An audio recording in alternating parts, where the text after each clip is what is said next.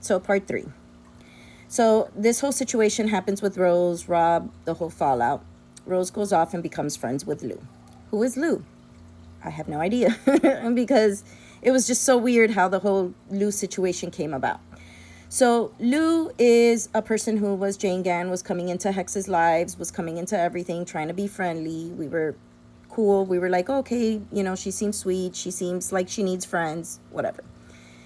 We start to do, just lives, and we're being friendly. She's coming into lives. She was part of Jane Gang. We didn't know much about her. Hex, to be nice, because, at that time, we were starting to get to know Jane Gang. Hex starts to makes this beautiful post. She puts this beautiful snake on it. It wasn't meant to represent that Lou was a snake or Lou wasn't anything or any of that sort.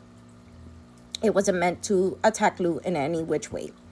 I know that Candy spoke about it in her Jane Gang thing and thought that it was different, something to do with butterflies and Lou being a snake, and she thought about it, whatever. That was their thing, nothing to do with us.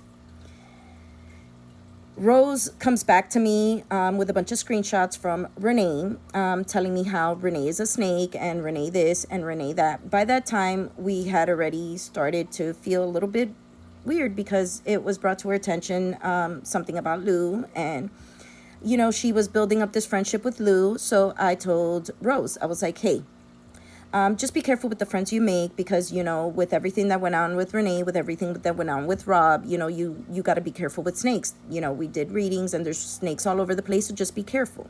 Me not knowing that the reading was probably trying to warn me that Rob and Rose were snakes and others, but fine, whatever. I was just being a friend. I don't know what Rose could have said to Lou or what Rose could have done, but Rose created this whole situation with Lou and turned Lou into this really fucking weird monster. Somebody that had nothing to do with witchcraft, somebody that had nothing to do with the community, came into the community to start creating issues for everybody. And it was just fucking weird. Whatever. That is Lou's business. Nobody cares. She became very extremely obsessed with Rob. She became very extremely obsessed with Hex. She became extremely obsessed with Honeybee and with several others. Now, mind you, in this entire situation, they were trying to, I guess, stop Rob's friendship with Honeybee. It had nothing to do with us. Again, not our problem. We start getting attacked by all these people at that time. Raven, Pandora, Battle Matron, all these weird people, because we made nice with Candy and Ghost and Jane Gang. I mean, we had a live. They came on.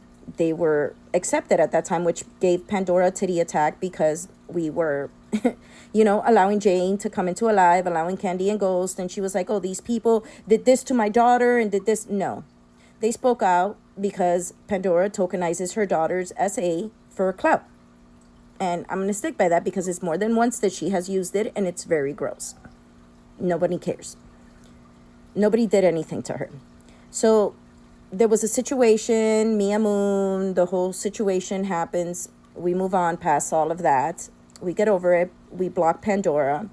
Pandora brings up yet again her daughter's thing, and then starts accusing people of being friends with some sort of fucking predator woman that none of us have any idea of. Jane Gang is like, we weren't friends with her, so nothing to do. Again, Pandora lies. So Pandora starts to come at Hex sideways, saying that she is more black than Jane and thinking that she speaks for the entire indigenous community. And I do have those screenshots. I have posted it before, and I will post it when I post the whole proof about Pandora. So with this whole bullshit, I said, you know what? I'm so sick of Pandora thinking that she speaks for either everybody in the POC community, everybody in the indigenous community, and everything, when this is a white woman. So Pandora posts her DNA all the fucking time. She talks about her family and this and that. And I decided to take a look. We knew Pandora's name. Looked it up. Not one indigenous person, not one person of color, other than her grandmother marrying a man of color, adopting her mother, and her having two uncles that were people of color. That 100% exists. Pandora's mother came from two white people, not a person of color. She was adopted. It's not blood relation, but that's neither here or there. Nobody cares. That is our fallout with Pandora. So during this entire time, little Rob is in our chat doing background checks on people, doing all these videos, attacking all these little people. We're all continuously coming to Rob's defense, left and right. Rob's, because we had the fallout with Bad Day, Rob had this weird fucking obsession of constantly attacking Bad Day, constantly fighting with Sarah Snorts, constantly fighting with Bayou Bruja, constantly fighting with Battle Matron, constantly attacking all these people, constantly doing this thing. And here we were expected, because we were his friend, to have to come to his defense at all times. If we ever spoke out to him and tell him, hey, stop doing this, stop doing that, he would get like a little whiny little baby and get all in his feelings and get upset because he was like, but I'm doing this to defend you guys. Nobody asked you to.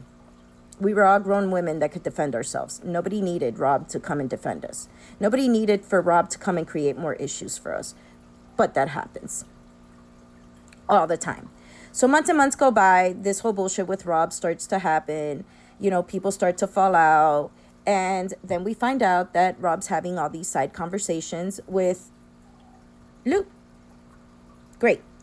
Reasons that we had issues with him having issues with Lou is that more than several times we were told by Candy and Ghost that 3 people were off the table for them, and that was Bayou Bruja, that was Lucky, and that was Lou, and that they would never fuck with anybody with Lou, and it was becoming very uncomfortable for them, this closeness that Rob was having with Lou, which I completely agree. At that time, there was some really fucked up shit that Lou was doing, and, you know, they had boundaries. Completely agree. We supported those boundaries, and we spoke out on Rob plenty of times. There was some issues with court that came up, and Lou, out of nowhere, fell out with her little group and decided that she was going to come over and spill all her beans. So when she reached out to Rob, because it was always some weird obsession with Lou to reach out to Rob, to always reach out to Rob, he comes back with this information. I don't like it.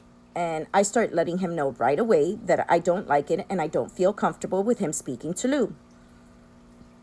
The rest of us don't feel comfortable. 2 of us go to talk to Lou. That was Gina and that was Rob. So Rob goes off, talks to Lou. We're just supposed to gather whatever we need to gather that Lou is here willing to provide. We stop being friends with Lou. But he needed to stop being friends with Lou. That was a big ultimatum when we told them that Candy and Ghost would not accept that and that it was wrong after all the things that Lou had said and done to him and to everybody else, that he would accept it, right? Which is what we stuck with. I constantly bothered him. I said, hey, you guys are going to be wearing, you know, little Christmas pajamas and then Christmas cards. And he would get all in his feelings and say, no, I'm not. I don't like this person. This person did this. This person did that. Always, you know, making us feel uncomfortable. At the end of the day, again, all lies, because he just likes the chaos, the attention. I'm going to go to part 4 because, again, I don't want the video to stop. I'm going to part 4.